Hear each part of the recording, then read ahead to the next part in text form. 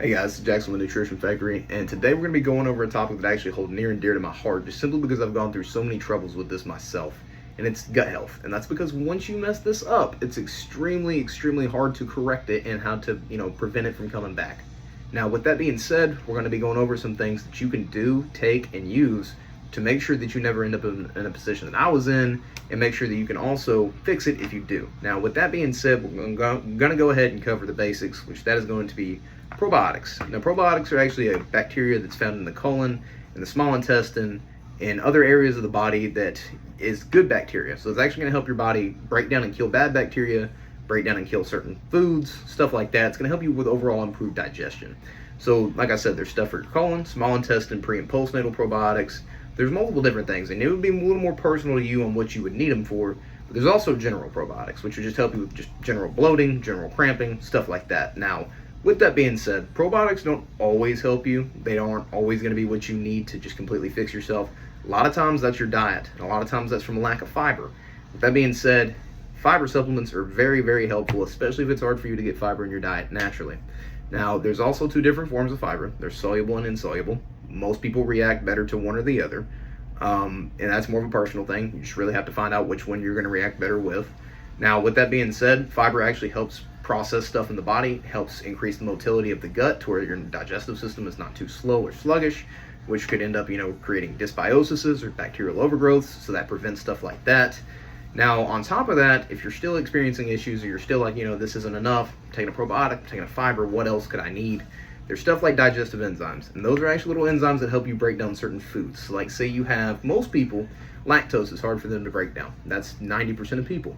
And a lot of times they put in a ingredient in there, it's an enzyme called lactase, and it helps you break down lactose specifically. Now there's other digestive enzymes that help you break down other things too. Maybe they help decrease gas, maybe they help decrease, sulfur production, stuff like that. But in general, what they're gonna help you do is usually break down foods that most people cannot tolerate, or that you yourself cannot tolerate.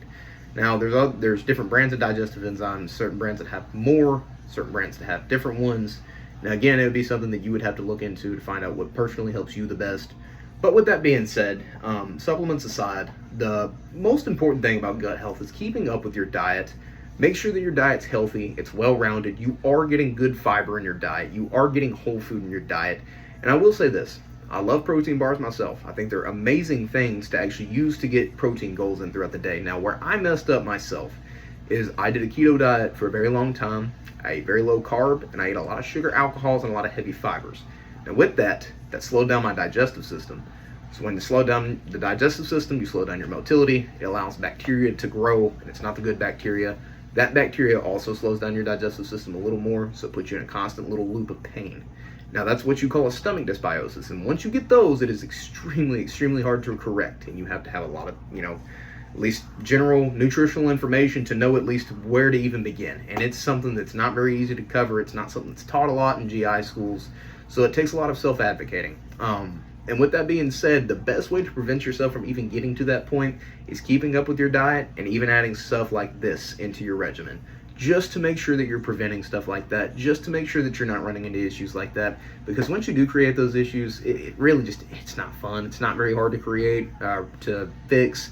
I mean, it's not very hard to, get it, but it's also not very easy to fix it. So that's the main caveat about it, guys. But yeah, I just wanted to cover gut health, go over that, because I know it's something that's pretty taboo in this industry, even though it's something that needs to be covered and discussed a lot more. Yeah, guys, if you guys have any other questions or anything, feel free to ask us.